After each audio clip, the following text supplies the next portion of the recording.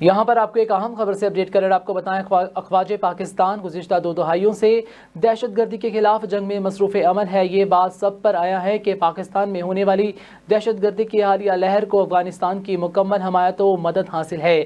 تفصیلات کے مطابق اپڈیٹ کریں تو آپ کو بتائیں افغان طالبان کی مدد اور جدید اسلحے کی فراہمی سے دہشت گردوں کی جانب سے پاکستان میں دہشت گردی کے واقعات میں اضافہ دیکھنے میں آیا ہے۔ پاکستان میں دہشت گردی کے بڑھتے ہوئے واقعات میں افغانستان سے آئے دہشت گردوں کے واضح شواہد موجود ہیں۔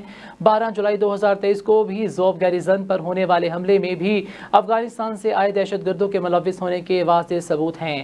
6 ستمبر 2023 کو جدید ترین امریکی ہتھیاروں سے لیس ٹی ٹی پی کی دہشت گردوں نے چترال میں 2 فوجی چیک پوسٹوں پر حملہ کیا۔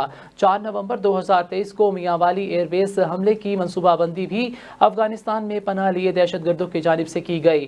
12 دسمبر 2023 کو ڈیرہ اسماعیل خان کے علاقے دارپین میں ہونے والے دہشت گردوں کے حملے میں بھی افغانستان سے آئے دہشت گردوں کی جانب سے نائٹ وین اور غیر ملکی اسلحہ استعمال کیا گیا، جس میں کئی قیمتی جانیں ضیاع ہو گئیں۔